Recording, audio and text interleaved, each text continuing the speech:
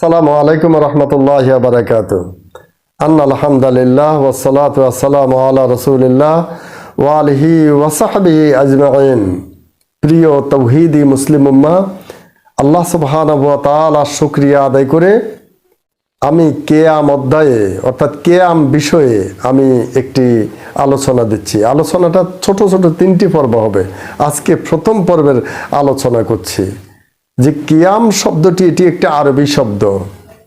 এই কিয়াম শব্দের আবিধানিক অর্থাৎ শাব্দিক যে অর্থ দাঁড়ায় সে শাব্দিক অর্থে দাঁড়ায় যে দণ্ডায়মান হওয়া, সোজা হওয়া, স্থির থাকা ইত্যাদি। আবার এটা পরিভাষায় যেটা পরিভাষাগত যে অর্থ সেটা হলো কোনো পদস্থ বুজুর্গানে দিন, আলেম, ওলামা, ফোকাহা, ফজালা, যেমন নাকি ওস্তাদ, যেমন নাকি কোনো মুহাদ্দিস, মুফাসসির, ফোকাহা এবং কোনো সম্মানিত ব্যক্তিবর্গ অথবা কোনো স্নেহভাজন ব্যক্তিবর্গ যখন কোনো সমাবেশে আসেন অথবা কোনো জায়গা আসেন অথবা কোনো ওয়াজ মাহফিল, তাফসির মাহফিলের স্টেজে কোনো আলেম, ওলামা, মুফাসসির এরা উঠেন, তখন তাদের সম্মানার্থে আসনে উপবিষ্ট যারা আছেন তারা দাঁড়িয়ে যাওয়াকে কিয়াম বলা হয়। এই কিয়ামটি বৈধতা এবং অবৈধতার প্রশ্ন রাখে, দাবি রাখে। সেজন্য এই স্থানকাল পাত্রভেদে এবং বৈধতা অবৈধতার দাবির ভিত্তিতে কিয়াম 9 প্রকার।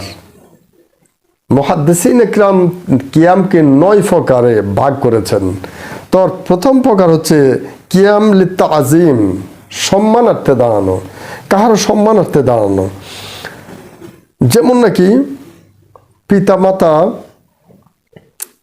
অথবা সম্মানিত ব্যক্তিবর্গ অথবা নেতৃস্থানীয় লোক যারা আছে তাদের আগমন অথবা প্রস্থান, আগমন এবং প্রস্থান উপলক্ষে, বিশেষ করে যেমন নাকি তাফসির মাহফিল, ওয়াজ মাহফিলে একজন বরেণ্য আলেম যখন আসছে তার সম্মানার্থে অথবা তিনি বিদায় নিতে, প্রস্থান করতে, চলে যেতে তার সম্মানার্থে দাঁড়ানো, এটাকে কিয়াম লিত্তাজিম বলে। এই কিয়াম লিত্তাজিম এটা জায়েজ আছে, এটা মুস্তাহাব, এটা মনে করতে হবে যে এটা হলো আল্লাহ সুবহানাহু ওয়া তাআলা ভালোবাসার জন্য। মান আহাব্বা লিল্লাহ ওয়া আবগাযা লিল্লাহ ওয়া আতা লিল্লাহ ওয়া মানা লিল্লাহ ফাকাদ ইসতাকমালাল ঈমান। আল্লাহ সুবহানাহু ওয়া তাআলাকে ভালোবাসে বিদায় আল্লাহ পাকের কোরআন এবং সুন্নাহ আলেমের ভিতরে আছে এবং সহি তরিকার আলেম যার ভিতরে শিরকি বেদাত নাই, যিনি একজন সহি কোরআন সুন্নাহর দিক নিদর্শন করেন, দিক দেখান, তেনার সম্মানার্থে দাঁড়ানো অথবা তেনার আগমন প্রস্থান উপলক্ষে ওনাকে বিদায় দেওয়ার জন্য অথবা ওনাকে গ্রহণ করার জন্য দাঁড়ানো, এই জাতীয় যা দাঁড়ানো জায়েজ আছে। এটা আমি বাইহাকি শরীফের একটি হাদিসের অংশ দিয়ে প্রমাণ দিচ্ছি যে সাহাবা ইকরাম বলে ফায়জা কামা কুমনা কে আমা, যখন রাসূলুল্লাহ সাল্লাল্লাহু আলাইহি ওয়াসাল্লাম আমাদের কাছে আসতেন তখন আমরা হুজুর যাওয়ার সময়, বিদায় নিয়ে যাওয়ার সময় আমরা হুজুরের সাথে দাঁড়িয়ে যেতাম বসা থেকে। হাত্তা নারাহু কাদ দাখালা বাদা বুয়ুতে আজওয়াজিহি, আমরা ওই পর্যন্ত দাঁড়িয়ে থাকতাম যে পর্যন্ত রাসূলুল্লাহ সাল্লাল্লাহু আলাইহি ওয়াসাল্লামকে না দেখতাম যে তিনি তার কোনো স্ত্রীর ঘরে প্রবেশ করিয়েছেন, অর্থাৎ কোনো আজওয়াজে মুতাহহারাত ওনাদের ঘরে প্রবেশ করছেন, এটা দেখলে আমরা বসে যেতাম, তার আগ পর্যন্ত আমরা দাঁড়িয়ে থাকতাম। 2 নম্বর হচ্ছে যেটা কিয়াম লিল ইস্তিকবাল। ইস্তিকবাল মানে অভ্যর্থনা জানানোর জন্য দাঁড়ানো, অভ্যর্থনা ও শুভেচ্ছা জ্ঞাপনের জন্য দাঁড়ানো। যেমন কোনো ধর্মীয় নেতা, মুহাদ্দিস, মুফাসসির, ফোকাহা, মুতাকাল্লিমিন যারা সহি তরিকার আছে, সহি তরিকা, সহি আকিদার, যারা কবর পূজারী ন, মাজার পূজারী ন, কবর পূজা নিজেও করে না, কাউকে উৎসাহিতও করে না, এবং মানুষ পূজার পরিবর্তে আল্লাহ পূজা অর্থাৎ ওয়াহাদানিয়াত এর উপরে মানুষদেরকে উদ্বুদ্ধ করে, এই জাতীয় আলেম ওলামা, ওলি আল্লাহ অথবা কোনো অতিথিকে অভ্যর্থনা জানানোর জন্য দণ্ডায়মান হওয়া। এই দণ্ডায়মান হওয়াটা এটা সুন্নাত। যেমন নাকি আবু দাউদের একটি হাদিস দিয়ে তার দলিল দিচ্ছি, ওয়াকানা নবী সাল্লাল্লাহু আলাইহি ওয়াসাল্লাম ইজা দাখালা আলা ফাতেমাতা কামাত ইলাইহি।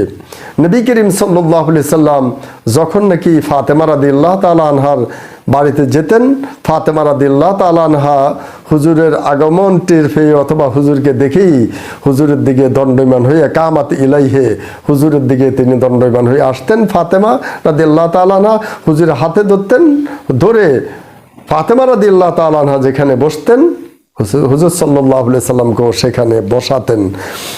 কেউ কেউ আবার এই ধরনের কিয়ামলিল ইস্তেকবালকে নাজায়েজ বলেছেন। এখানে নাজায়েজ হওয়ার কিছু নাই। মা বাবা, ওস্তাদ এবং আলেম ওলামাদের সম্মানার্থে এরকম দাঁড়ানোকে ইসলামী শরিয়া বৈধতা মনে করে, আমরাও বৈধ মনে করি। আল্লাহ আজকে এ পর্যন্ত আমাদেরকে বোঝার তৌফিক দান করুক।